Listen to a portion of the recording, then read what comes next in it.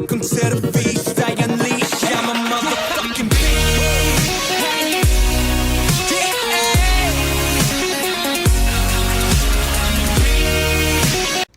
Hi guys, so I was going to do like a nice setup, put makeup on, and film this for you, but I am one, lazy, and B, this is how I spend most of my days nowadays, so I'm not gonna like fake what I normally look like for YouTube just because I think I look more presentable with some makeup on. But anyways, this is me, au natural, and my flyaways just going crazy.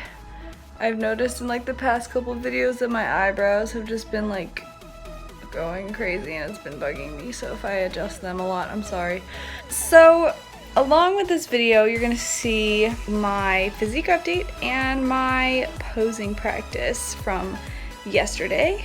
I am 7 weeks out as of yesterday from my first show, and that makes me 10 weeks out from my second show. I'm doing the NPC Virginia Battle Royale on August 20th down in Virginia Beach, and my second show is going to be in Laurel, Maryland. It's September 10th, the NPC Capital Grand Prix, if any of you guys were wondering. So I'm 7 and 10 weeks out. Just wanted to give you guys an update, like how I'm feeling, how everything's going, what I'm doing, because I did an 8-week out measurement update, but I have not told you guys my macros as they've changed. I haven't told you guys my cardio as it's changed, so I've been a little wary of that, wary of letting you guys know like everything that I'm doing, because the farther I get into prep, the more people I have asking me like, what do I have to do to look like that? What do I have to do to get as lean as you? And if I am telling people what I'm doing for my cardio and my macros, I'm scared that normal people with normal goals, not prep goals, are going to take what I'm doing and try it and make themselves really miserable and really unhealthy. What I'm doing is just for the stage. I would never put myself through any of these regimens in order to just like get leaner or do a cut by myself. Like even if I wanted to do a really aggressive cut on my own, I wouldn't be as aggressive as we are right now, because it's just not sustainable or healthy, and I wouldn't be able to hold myself to that if I didn't have a coach or a deadline. So just keeping that in mind. So at 16 weeks out, I guess 16 and 19, I told you guys my cardio was 5 days a week of 20 minutes fasted for low intensity steady state, which is where your heart rate is from 125 to 135 beats per minute. And I was eating, I know it was 130 carbs, which dropped 70 grams from 200, which was a huge drop. Probably 65 fat and 120 protein. Those were my starting macros. It was around 1600 calories, and they were steady macros. Up until 8 weeks out, I've had steady macros, and from there I have had no drastic cuts and no drastic increases in cardio. Everything has been very gradual. With that being said, so we've made like little changes every week. With that being said, we have worked our way up to 6 days a week of 50 minutes fasted cardio, low intensity steady state. So same heart rate. It's not like incredibly taxing. It's pretty mindless, which I like about that, because I can just get up and be delusional and do my cardio. So we started carb cycling at 8 weeks out. So before that, it was 120 protein, 90 carb, and 60 fat. So we would like cut like 5 grams of fat, add 10 minutes of cardio, and like then the next week cut 10 grams of carbs and keep cardio the same, and then the next week add 10 minutes of cardio to each day and cut carbs like 10 more grams. And so from 16 to 8 weeks, those have been very gradual changes. And the important thing about that is that to continually make progress, I may not necessarily have needed every single one of those cuts, but that is ensuring that I'm staying ahead of what my body is expecting every week and will continue to make progress and will not hit a plateau. I like that because it's not like I felt like every time I got a cut or an increase in cardio that I was being punished for not making progress. Like, I knew that I was expecting a cut like every single week basically, or a cardio increase every single week, and so it was more like I was anticipating it, I was ready for it. It wouldn't be like a downer to my week, and sometimes I wouldn't get a macro cut and it would be a pleasant surprise. So that's what we've been doing, and then at 8 weeks out, we have changed to a 2 low, 1 moderate carb cycle. I don't have high days. I have refeeds implemented when necessary. So the first one was the day before we started the whole carb cycle, so a week ago from today, and that was my first refeed. And then I have moderate, low, low, moderate, low, low, up until I check in and coach says I get a refeed, and I didn't get one this week, so I'm doing a moderate day today. And so the moderate days are 50 fat, 80 carb, and 115 protein, and low days are 65 fat, 45 carb, and 120 protein. So that's really low. They are actually the same amount of calories essentially for both. The low days are actually 15 calories higher than the moderate days, which I found interesting, but so we're keeping fats pretty high, and in my opinion, that is why I'm not like terribly hungry all the time. Like, yes, I get hungry after my workout, but most of the time my hunger is pretty manageable. I think I manage my meal timing well, and I manage my meal size well. I like to eat 5 times a day, so I stay pretty full, and the high fat really helps me with that, and my hunger hormones aren't like crazy out of whack because my fats are high. Now, if we were doing a high carb, really low fat diet, I feel like I would feel the exact opposite. Like, I would be hungry like all the time, and I'd get to eat all these carbs, and like I would probably perform like a little better in the gym, maybe not, but I think that's the trade-off between high and low carb, which I prefer low carb for dieting because it's not necessarily that you're getting a ton of volume out of your food all the time, but the fats really do help keep you satiated and keep your hormones as well functioning as they can be when you're a low calorie. So that is my macros. I've done the carb cycling for a week and I've hit a new low. My lowest weigh-in was yesterday. My lowest weigh-in. It was 119 pounds, 0.4. So I've broken 120. I was 119.7 today, so I'm sitting there. That's exciting, which means that I only have like 4 or 5 pounds to lose, and we are on schedule to be stage lean 2 weeks out. So 5 more weeks till then. And I'm just excited. Honestly, like, I feel good. Obviously I have low energy a lot of the time, but so a lot of the time I don't even notice it. I'm pretty used to how I feel. My performance in the gym is not terribly low. Like, I still have good workouts. I don't try to push around like my max weight, so that might be a reason why my performance doesn't feel like it's suffering. Like, I go with weights that feel good that day instead of weights like, hey, let's see what you can max out on today, because there's no point to that. You want to stimulate the muscle, get it working, give it a reason to stay there, and yeah, you're cutting, you're not building muscle. There's no reason to try and make PRs. So, still been having pretty good workouts. I've had some shitty ones. It's starting to definitely feel real. Like, yesterday yesterday was actually a really crappy workout up until the end. I had a lower body conditioning day, so it's like plyometric style, and hit cardio after. And I posted a huge rant on my Snapchat about this, and I was honestly, that yesterday was the most passionate I have ever felt in a really long time. For you guys that don't know, I was a very competitive volleyball player in high school, all through high school, even like before that.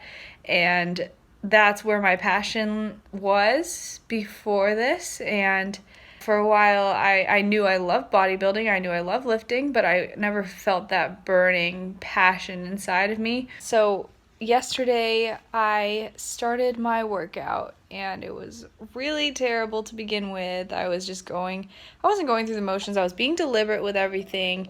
Just every rep really was a struggle, though. Like, every rep exhausted me, and I was giving it the best I could, but it was just mentally really taxing.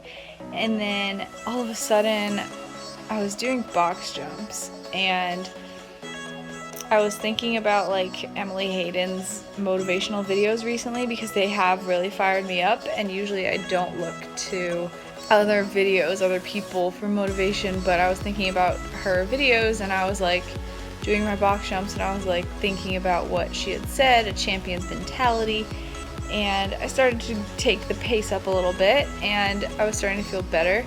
And then as I was saying to myself in my head, like Emily Hayden's champion's mentality, as I was doing box jumps, it started changing to you are a champion, have a champion's mentality, don't be a quitter, come on, push harder. I kept telling myself, you have more, give it more. Why can't you give it more? There's no reason you can't. So I ended my like final set of box jumps like actually at a great pace. I felt good. I was starting to really sweat. And then there was one exercise that I was actually like going to skip. I was gonna quit and not do my last exercise, but something just came over me, and I was like, I am a champion. I have a champion's mentality. I'm going to do this exercise. And I did it, and I did every single rep as deliberately as I could, and I was dreading every single rep, but I did them. And then I was like, shoot, I have HIIT cardio now. And it was like a leg day, so I was not looking forward to it. Same thing happened. I was just talking myself through it the entire time. I was doing 12 intervals. Oh, and I'll go over my cardio, my HIIT cardio that we just added in a second. But so I was doing my HIIT intervals. I have 12 to do whenever I do intervals post-workout. And every single one, I was like, oh my gosh, as it came up on the clock. And I was like, all right, you can do this. And my first interval, I did level 14, and I don't touch the rails on the Stairmaster. And I was like dying after the first one. I was like, shoot, that was really hard. Second interval, I brought it down to 13, and I was like, dang it. Like, I told myself I was gonna do 14 the whole 12 intervals. Like, I suck. I should just give up. I should just like do really like light intervals. I should do like 11 or something. And then I was like, no, just try 13 again. So I tried it for the third one. Just take it one at a time. I did 13, felt better. And then the next one, halfway through the interval, I changed it to 14 because I was like, you know what, this is too easy, I can do it. Like, I was starting to get warmed up to the motion. Sometimes your first interval just has to be slower so that you can like adjust to climbing up the stairs. And then I did 14 for the rest of it. And then I had like 5 intervals left, and I was like, screw it, I'm doing 15, like, let's go, let's push, let's freaking push. And I was dreading every single one, and I was like, it's almost over in my head for every single one. Sometimes you're gonna have days where you're not enjoying your cardio, like remember that, it's not always gonna be fun, you're not always gonna feel rewarded. Like, yes, it sucked, but I was like, I have more, I can give more. And it felt so good to really push when I didn't think I had anything left in me. And on the last interval, on the minute 23:30 to 24 minutes, I was like, screw it, I'm doing 16. I literally was running up the stairs. I pressed stop right away when I was finished because I literally felt like I was gonna fall off the back of the stairs. And I was just like, I freaking did it. I freaking pushed myself as hard as I could. And for the rest of that night, I was just like fueled with this passion. Like, this is what prep is. Prep is finding the motivation inside of yourself when you feel like you have nothing in you. It was my low carb day. Like, I was tired to begin with. I had laid out in the sun before I went to the gym, which was a dumb idea. Like, I was drained to begin with, and I was ready to quit, like, every single second of that workout, and I was ready to just give up or half-ass it or something, and I didn't let myself. I am not a quitter, and in prep, you need to give it everything you have. Like if you're just dieting for lifestyle's sake, okay. Like, if you feel shitty and you miss a workout, that's fine. But when you have a deadline, when you have prep, there's no excuses. And that's what separates the people that succeed from the people that just, like, get third call outs and don't stand out. And I'm not saying that that's everyone. Like, some people just may not have the genetics or the fat loss capability in their genetics to look as good, even if they give it 110%, which may be me in the end. Like, I wouldn't know, but for now, I'm gonna just push as hard as I can, because in my mind, that's what's gonna bring me the success that I want. And this is only my first time going through a bikini prep, but I feel so passionate about the process. And, like, no, I'm not put on this earth to be a bikini competitor. Like, no, I'm not. But the all-encompassing diet, training, mentality, lifestyle, consumption that prep takes up really shows you what you're made of. Because if everything in your life is not 110% into your prep, then you don't succeed. And that sparks my passion a lot. That really sparks my passion, because nothing has been so demanding for me in such a long time. And it feels really good to be pushed way out of my comfort zone and to be accomplishing this. I never thought I would get up every day for 50 minutes of fasted cardio. Like, that's freaking insane.